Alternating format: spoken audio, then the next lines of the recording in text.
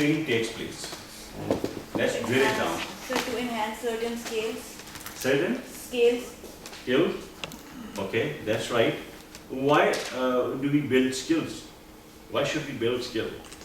It can be To enhance basically due to performance. two reasons that we have identified certain areas of improvement for the employee, Mhm. and now we want to develop employee for to learn about that skill. This Okay. can be one reason. Other can be that I want to develop an employee for next bigger role, and I have identified skill profile matters for that position. Okay. I have evaluated the skill gap of the current incumbent and that.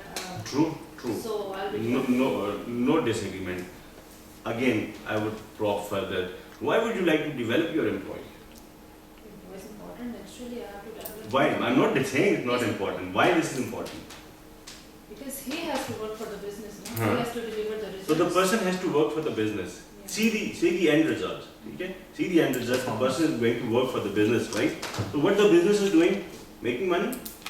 The job of the business is to do business, make money, right? The business exists because of the financial reasons.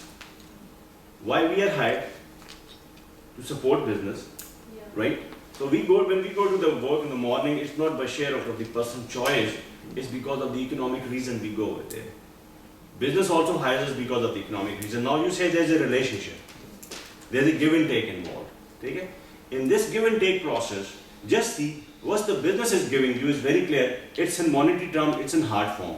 Today, if you pick up the statistics from an accounting department and ask how much has been spent on salaries in terms of training, they'll be able to let you know. If you ask how much would the recruitment cost, they may give you a specific cost or may give you an average cost. If you ask how much is the salary, so that means the input is very clear. Input is in hard form. Unfortunately, I fail to understand why people say HR is a soft profession. HR is not soft profession.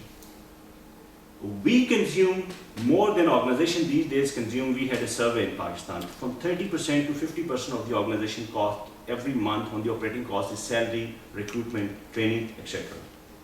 And the money is always in hard form. Have you seen the money in its fluffy form?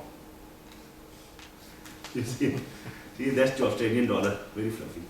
But usually the money is in hard form. So when the investment is in hard form, the output also has to be in form.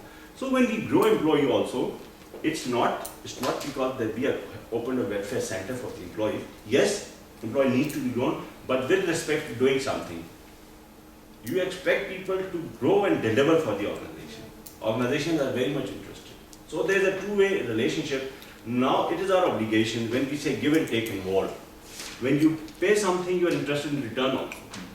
For example, if you requisition this services, we pay for it, but we are very much clear about we want these services, and there is no compromise. And that is the reason we are here, that we are paying extra, but because of those services. Now, what you are giving to the organization also has to be in a very tangible form, in explicit form. You have to tell organization, this is what is being spent on me, this is what I am giving you. And if you are not able to do that, that means that our packaging is very confused. We are doing something, we are not telling somebody this is what we. At the end of the day, what happens, all the kind of blames, etc. go कि ये बताएं training वाले कर क्या रहे हैं? I have heard this statement in the organization. ये HR वाले कर क्या? ये नहीं कि वो नहीं कर रहे. They are doing it. They are not able to quantify. They are not able to translate in financial terms. They are not able to brand it to the person is what we are doing it. And you have all the kind of blame games. Whenever there is an attrition problem in the organization, HR is held responsible or not? Whenever there is a retention improves, how many times the people got a pat in the organization? Very rare. See the sales equation. If there's a drop in the sales people, they are accountable. There's improvement in the sales, they get a pat also. Okay? The question, the thing which I want to highlight is, whatever you do, we have to quantify. करके बताएं उसको. और इस quantification का आपको psychological advantage होता है.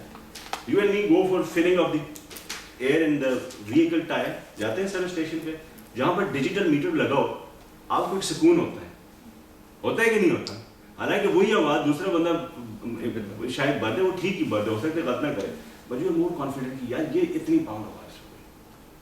और even we go for the refuelling. आप किसी को जब कहते हैं कि मुझे इसमें फ्यूल डलवा दें, वी स्पेसिफाई 500 की फ्यूल डलवा दें, 1000 फ्यूल डलवा दें. When we talk about the quantity, आप कभी उसे कहते हैं यार पेट्रोल डलवा दें. We never say. कभी आपने कहा है कि बस मुझे कुछ पैसों का पैसा. So in HR also the transaction have to be very specific. Numbers. अब आप तो कह रहे होंगे कि जी नंबर तो हम ऑलरेडी यूज करते हैं, हमारे से पूछते हैं, हम कहते हैं नंबर ऑफ पीपल हायर्ड. हम कहते हैं जी हमारा बेंच ये स्ट्रेंथ है. नंबर्स के अंदर भी फर्क होता है, याद रखिएगा. There are two ways of describing the numbers. One is the counting way of doing things. Basic transaction. कितने आए गेट पे?